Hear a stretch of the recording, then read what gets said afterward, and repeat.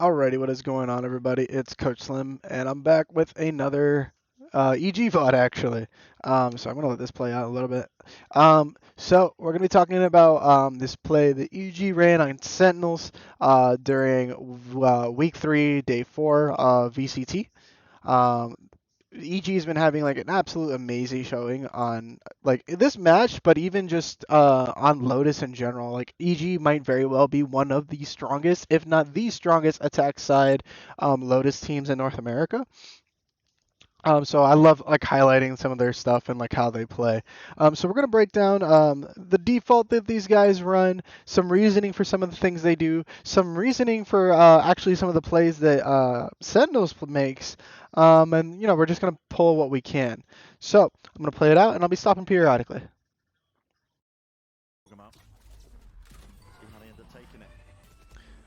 So EG starts off. So let's highlight two things actually. Let's highlight something from the Sentinel side, and then we'll highlight what EG does.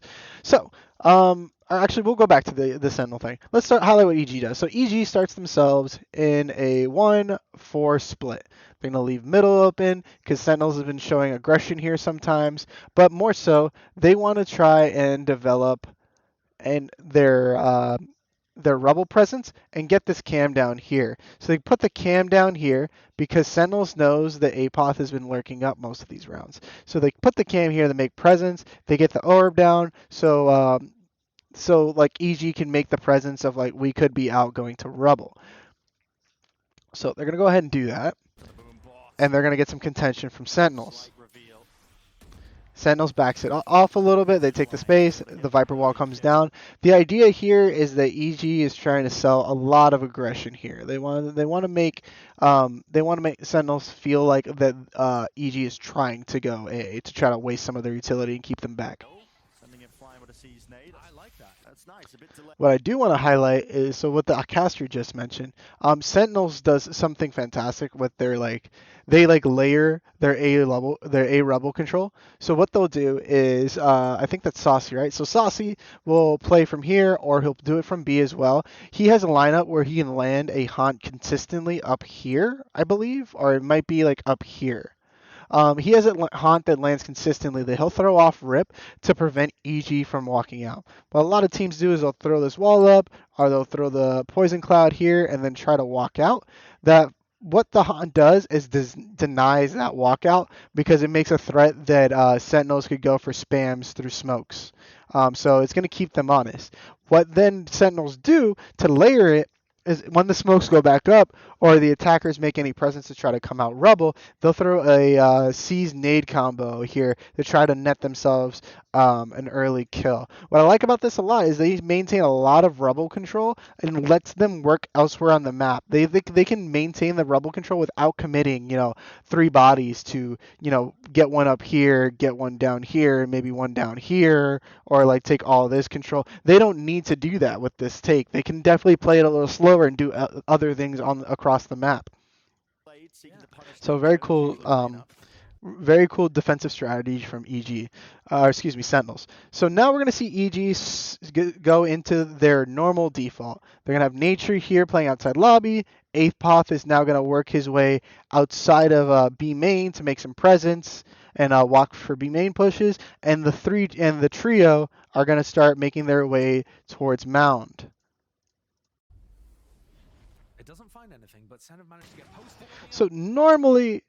So what I found interesting is normally Derek throws his eye up here to get some information to watch for this very thing. I don't know if they were saving the eye for something. I don't think he had used it earlier. I'm going to double check now. Okay, he did use the eye, so it was on cooldown for something. Maybe he jumped the gun on that a little bit. I'm not exactly sure. But he was forced to peek it dry. So we'll jump forward a little bit. Oh, too far. So the nades come out. And they're going to regress. Tens is posted with an op, and Derek is going to get dropped. Tens is going to fall back. So now EG is aware, like, hey, there's an op in play. We may not want to go C. This is going to be an unfavorable fight for us. So what EG does is we're going to go ahead and drop a smoke here. Send the Roomba out to kind of threaten this op. To let Tens know, like, hey, we have potential to come at you through this smoke or come out here. in a very awkward fight for an op. Even an op and a rifle, these two guys here, it's going to be a very like awkward engagement. So they threaten the main. They threaten the main to get them to back off. Unfortunately, KJ still has her turret up here, which like gives Sentinels a little more information than I'm sure EG would have liked, but still, they still take the mound control. And that's something I want to highlight about the way that EG plays Lotus. They always make sure to fight for mound control. They always want to make sure that they have an option. That's the primary reason that you see these lurks here and here. They want to, EG is make sure to give themselves options, and they let the trio with the most utility kind of do all the work in terms of like making the play happen. So they went ahead and established control of mound. They know the op is likely pushed back. They made him enough presence to threaten mound. Unfortunately, because of this turret, Sentinels still has a read on this. So Sentinels is going to go ahead and work their way up middle again and try to take some aggressive space. They know likely what EG is trying to do. They're going to take some information, realize EG's not out, so they can work out. Zekin actually heard the camera that was getting popped by Apoth, so he's trying to kill that. That's what the spam is. Apoth is making sure they're not pushed up. They know they're not rebel control. So EG can now make this play. And that's the whole thing. And this is the main thing I want to highlight during this video. This seems like this is their end goal off rip. So this camera is here to deny Sentinels from coming up towards rubble. They do not. That's what EG doesn't want. They want to keep Sentinels out of rubble, or if they are rubble, they want to be able to clear them out. So keep an eye on Raze and keep an eye on Omen. And there is a little bit of a timing with this Viper wall here, but I think nature actually doesn't do the timing right, or maybe it's something I've missed. So keep an eye on Raze and Omen. So Omen's going to proc his ult, and Raze is going to get ready to blast back in.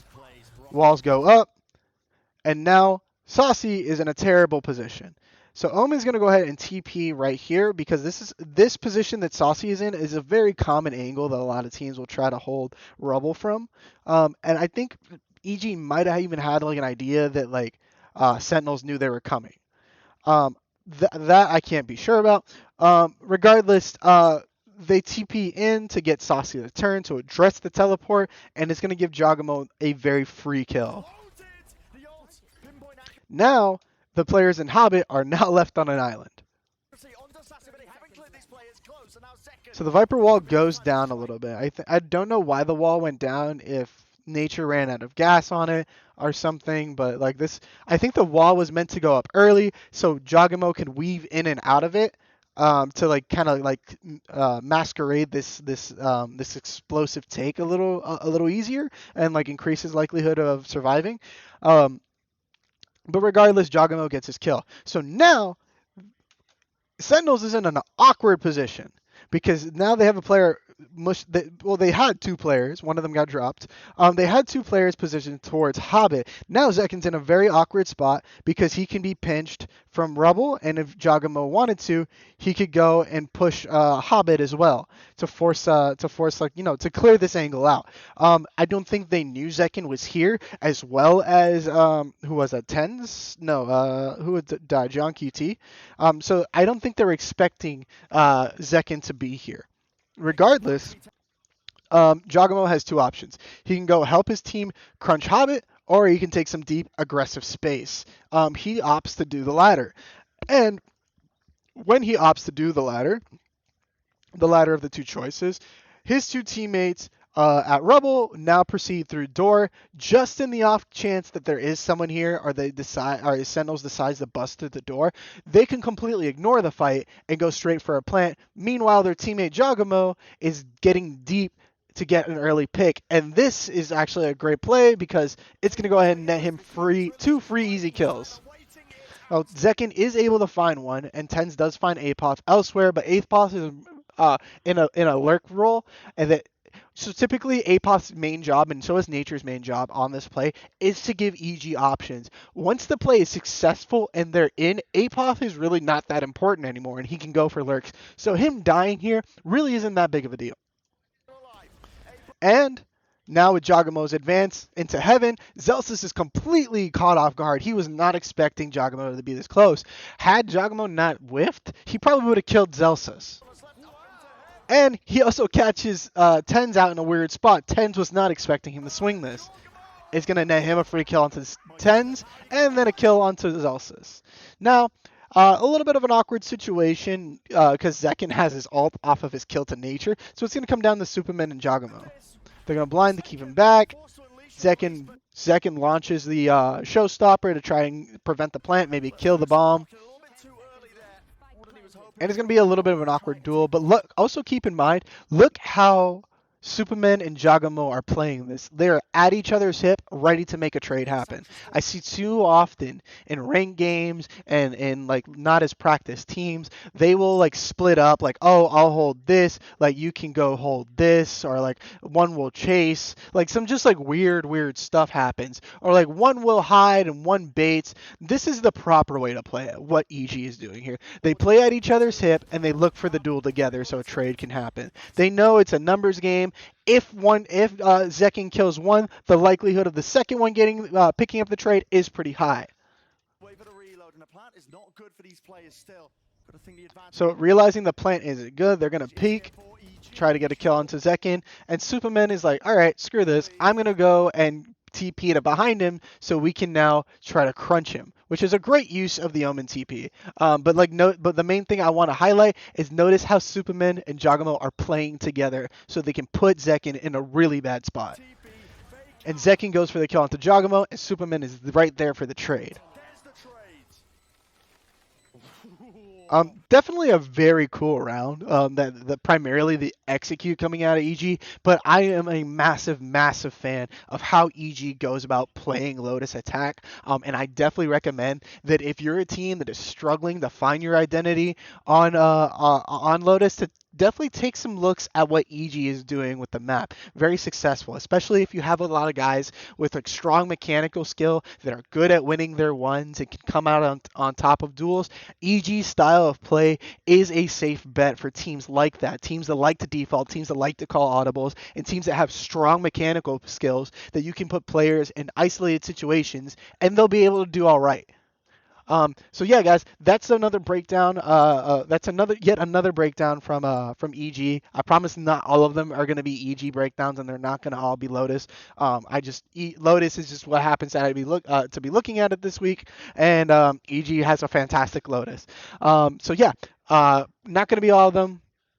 Or not all future videos will be EG, but we're definitely trying to weave in some other teams here and some other cool stuff. I'm gonna be trying to do these videos a little more often because it seemed like a couple people like them, and I'll try to make this a continuous maybe series or something. But until then, guys, I'll see you into the next one. See ya.